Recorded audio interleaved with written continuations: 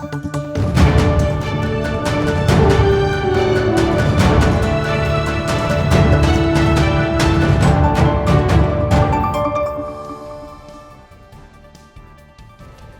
warga Jakarta, apa kabar Anda hari ini?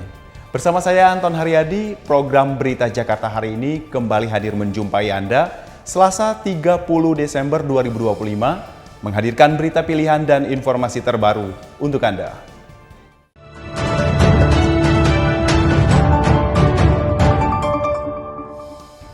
Warga Jakarta, sebelum kita ke berita utama Berita Jakarta hari ini, dari meja redaksi telah kami siapkan 3 berita pilihan dari website beritajakarta.id berikut ini. Dalam waktu singkat, Pemprov DKI Jakarta menyelesaikan perbaikan jalan lingkungan di kawasan Karet Tengsin, Jakarta Pusat. Jalan sepanjang 400 meter ini kini dapat menjadi akses jalan baru menuju jalan protokol, sehingga dapat mendukung mobilitas warga serta aktivitas siswa SD dan SMP negeri di sekitar lokasi. Untuk memastikan penanganan sampah berjalan cepat, Dinas Lingkungan Hidup DKI Jakarta menyiagakan 3.395 petugas kebersihan pada malam pergantian tahun 2026. Personel akan disebar di titik keramaian seperti Monas dan Bundaran HI.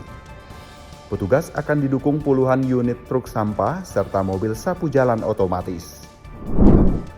Untuk mempermudah masyarakat mendapatkan tiket planetarium, kini tiketnya bisa dibeli secara langsung di lokasi atau on the spot. Sementara sisanya tetap bisa didapatkan melalui online. Pengelola planetarium akan melakukan pengawasan ketat untuk menghindari praktik percaloan sehingga dapat memberikan kenyamanan bagi pengunjung dari dalam maupun luar kota.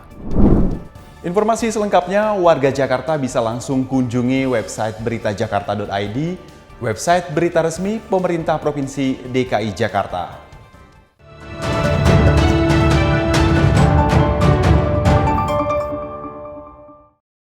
Kita beralih ke berita pertama Berita Jakarta hari ini.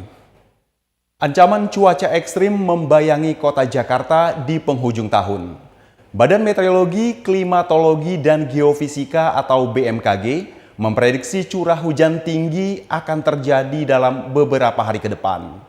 Gubernur DKI Jakarta Pramono Anung memastikan Jakarta siaga 1 dengan menyiagakan lebih dari 1.000 unit pompa dan teknologi modifikasi cuaca. Pemerintah Provinsi DKI Jakarta bergerak cepat mengantisipasi dampak cuaca ekstrim yang diprediksi terjadi pada akhir Desember hingga awal Januari mendatang. Tak tanggung-tanggung, lebih dari 1.000 unit pompa, baik pompa tetap maupun stasioner, telah disiagakan di berbagai titik rawan genangan. Gubernur Pramono Anung menyebut infrastruktur pompa ini menjadi garda terdepan untuk memastikan luapan air bisa ditangani dalam waktu singkat. Di dalam menghadapi ini sudah siap karena kami mempunyai pompa yang tetap kurang lebih 600 dan pompa stasioner sekarang ini ada 600 juga lebih, ada 1.200 pompa, sehingga pengalaman inilah yang kemudian membuat kalau kemarin kan juga curah hujan tinggi, nggak sampai 1,5-2 jam udah kering. Sehingga pengalaman inilah yang nanti akan kami jalankan. Selain kesiapan pompa, Pemprov DKI juga telah melakukan koordinasi intensif dengan BMKG sejak 15 hari lalu. Salah satu strategi unggulan yang diterapkan adalah teknologi modifikasi cuaca atau TMC guna menurunkan intensitas hujan sebelum masuk ke wilayah daratan Jakarta. Dengan rekayasa ini, pemerintah berhasil meminimalisir potensi banjir besar meski curah hujan berada pada level tinggi. Meski infrastruktur telah siap, warga Jakarta tetap diimbau untuk selalu waspada dan memantau informasi cuaca melalui kanal resmi pemerintah. Tim Berita Jakarta melaporkan. Beralih ke berita selanjutnya. Pemerintah Provinsi DKI Jakarta menghibahkan 14 unit mobil pemadam kebakaran kepada 14 kabupaten kota mulai dari Pulau Jawa hingga Maluku.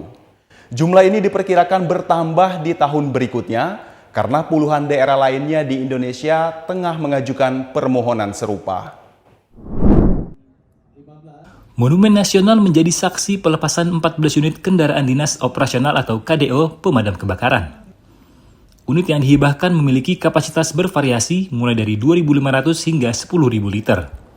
Hibah ini merupakan bagian dari modernisasi armada Jakarta yang kini mulai beralih ke standar emisi Euro 4.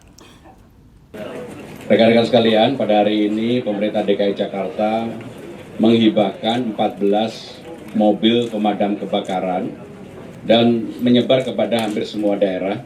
Memang kami sengaja untuk disebarkan di semua daerah dari 50 lebih proposal yang meminta untuk mendapatkan hibah mobil pemadam kebakaran Jakarta.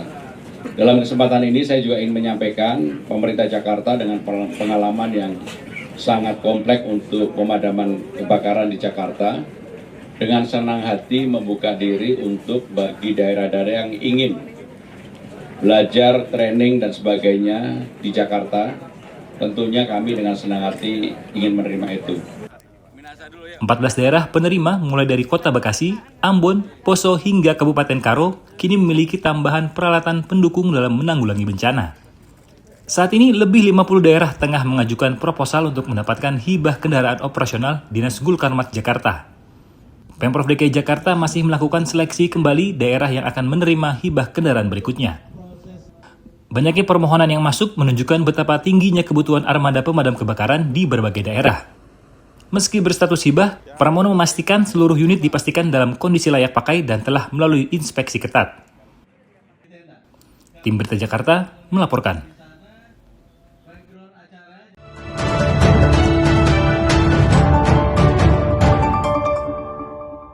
Kita masuk ke segmen Info Jakarta. Warga Jakarta, khususnya kawasan Pluit, Ancol, Muara Angke, Tanjung Priuk, hingga Kepulauan Seribu, diimbau untuk meningkatkan kewaspadaan. BPBD DKI Jakarta mengeluarkan peringatan dini banjir rob mulai 30 Desember 2025 hingga 7 Januari 2026. Fenomena bulan purnama berpotensi meningkatkan pasang maksimum air laut. Warga bisa memantau informasi terkini perkembangan cuaca melalui laman website resmi media sosial BPBD DKI Jakarta atau BMKG. Dalam kondisi darurat, segera hubungi call center Jakarta Siaga 112.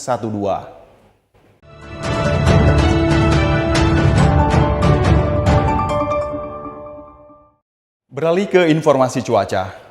Sebelum memulai aktivitas esok hari, warga Jakarta bisa melihat perakiran cuaca yang dirilis BMKG berikut ini.